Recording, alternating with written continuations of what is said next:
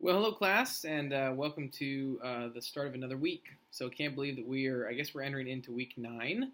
So that is just, it's crazy to think about, but it's the reality. So exciting times. I do hope that you still are kind of just gleaning so much new information. I remember when I first kind of discovered all that there really was to know, and I'm still discovering even today, content about this amazing kind of realm and world of career development. I just kind of got excited, but I kind of geeked out a little bit. Like, oh my goodness! Like I had no idea that there was all this theory and all of this content that actually, I think what it did for me, and probably you've experienced this quite often in your graduate studies, I would bet especially, is it gave me, how do I say this? I guess it gave me some talking points. It gave me some, I guess, common language. It actually showed me that the things that I've been thinking about up here in my mind weren't just these crazy ideas, but there was actually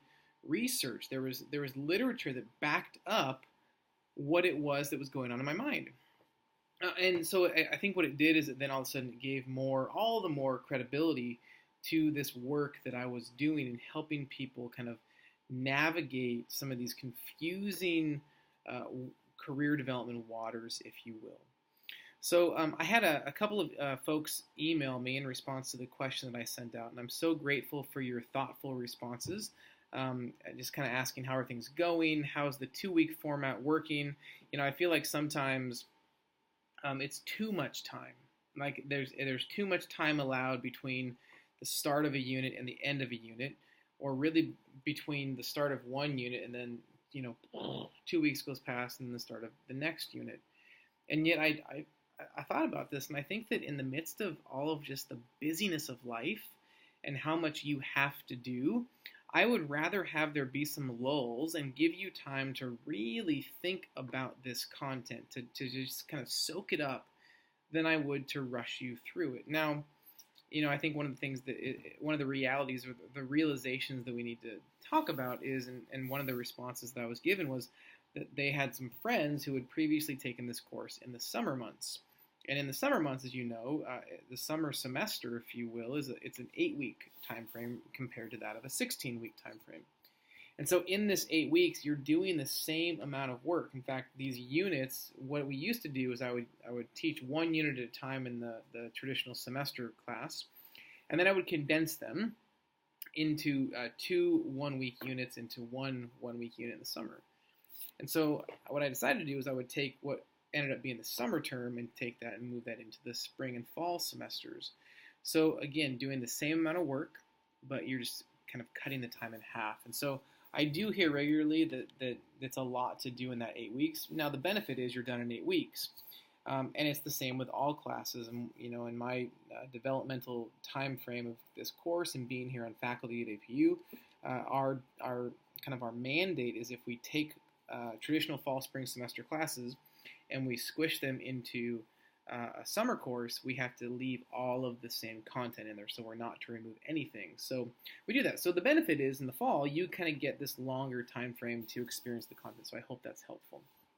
Many of you said that it was, so I'm grateful for that. The other thing that was asked was maybe I could share a bit of my experience in this work, and I would love to. So let me kind of go back. I was at one of the the new student orientations for the incoming MFT students this fall. I was sitting by some great students. I was super excited who it was that we were welcoming in.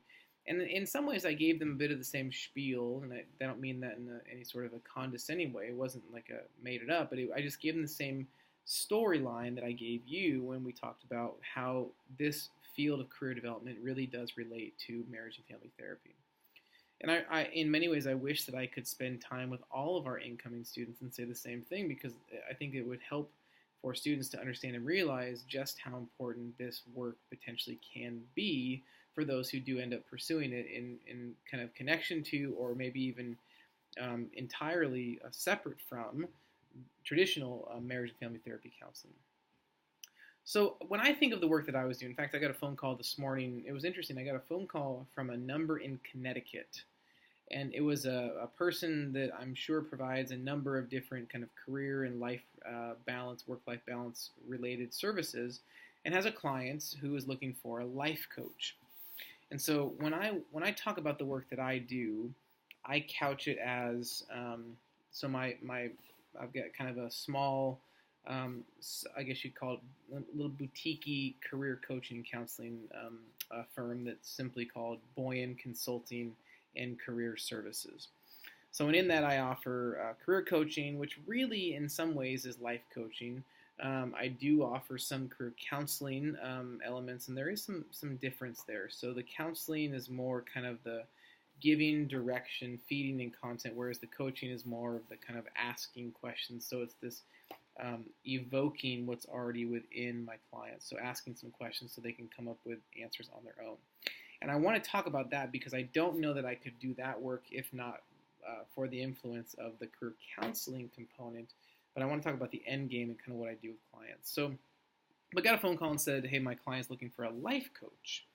And immediately my thought was, and I do that as well, it wasn't to correct them and say, well, I only do career coaching, because what I'm doing is really talking through life coaching, right? So we have a theoretical framework in career development, and then we have this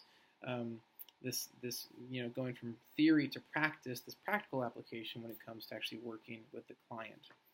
So they said, hey, are you taking new clients? And I said, absolutely, would love to talk to your client. So they said, okay, well, I'll let them know, and you're actually in the same zip code, so it could work out. So even though this individual had a Connecticut number, they're working with a client in the same zip code that I have, and so it could be a pretty cool thing to work together on that. Had another person email me last week and say, hey, I was referred to you by my therapist, and they don't do career counseling, career coaching, but they said that you did. Do you offer a sliding scale kind of rates for your work? And I said, I do. And I gave them what I thought was a killer deal. I said, typically for the work that I'm offering to you, I would charge $700, but because you were a referral from somebody who was actually one of my former students in this course, and it sounds like you are looking for something that's a little bit on the less expensive side of things, what would normally cost you $700, I'm going to give you a deal, and I'm going to charge you only $250. Wow! So they're saving, $450. So that's a significant chunk of money that they're saving. But there's I think from a practical standpoint, there is a significant amount of money to be made in this field. Now, I've been doing this for a long time, and so when I first started, I didn't charge nearly as much. And now, given my track record and the successes that I've had, I feel like I actually need to charge a little bit more. So there's some value that's seen by the client that, okay, they're charging a high price point, they must provide good service. Well, then, of course, I have the responsibility to provide the good service if I'm charging the high price point. So this potential client ended up saying, I don't have that much money. The challenge is with this work, and here's where it comes into play, is that when people are contacting me for career coaching and counseling, oftentimes it's when they don't have a job. So if you don't have a job, you clearly don't have as much money as you would have if you had a job. So they're looking for, I need somebody to help me with my career situation. I don't have a job, though, so I don't have any money to pay you. Well, I can't necessarily help you, given the fact that time is money sometimes, and I have to be very selective in who it is that I work with. I would love to be able to help people all the time, but my time is limited, and so I have to say no oftentimes. So you do find some individuals that have really good employment, and they're just looking for something different. In fact, I had a conversation with a guy out of Texas not too long ago. And he said, I need some career coaching. I've been stuck. I'm on a good trajectory, but I keep getting passed over for promotions. Can we talk about this? And I think given the fact that we were in Texas, he was in Texas and I was in California, he probably went with somebody closer. But that's the type of work that I can work with, and that's the type of person that can pay. So I want to tell you just one example of the work that I've done and kind of how I approach it. Okay. And it's very, I think, relevant to a lot of what we're talking about in this class. So we're reading this book by Liptak, and it's all about kind of intakes, these questionnaires, and how do we kind of prep things for individuals. So influenced, of course, by theory, and then we're kind of walking through a process to kind of make sure that we serve our clients best. So I've been doing that for years, had a very specific intake line of questioning, which was my first meeting with these clients. So typically when someone calls and they say things like, so I need a new job, okay? I hate my job. Can you help me get a new job? My answer is immediately no. And they're like, I'm sorry, what? I asked you if you would help me get a new job, and isn't that what you do? So will you help me get a new job? Again, I already said this, but no. Because if all I'm doing is helping you to get a new job, then we're going to be back here in 6 to 12 months, and you're going to hate that job, and then you're going to want another job. And then you're going to ask for a new job, and I'm going to give you the same spiel. So there has to be something more to it. So I tell them, if you want to work together, you have to commit to 4 sessions. And we look at what's up, what's so, what's possible, let's go, right? Or what is, what if, what's possible, and then we actually do it, okay? So there's a number of different processes, and I'm going to share this with you as well. So if you want to kind of have a framework, you're more welcome to use it if you'd like. Just, of course, give credit. So it's not original to me. I've adapted it, but I got it from an organization called Linkage out of the Boston, Massachusetts area. And so I just walk my clients through that. And along the way, I ask a lot of questions. And I give them assessments, and we kind of unpack that and interpret. And I remember one client in particular. This is probably my favorite situation. I had a client. It was great to work with them. And that was the approach. I hate my job. Will you help me get a new job? No. Well, what do you mean no? So then we walked through a process, and it was actually this incredible time. And they came and they said, I know what I want to do.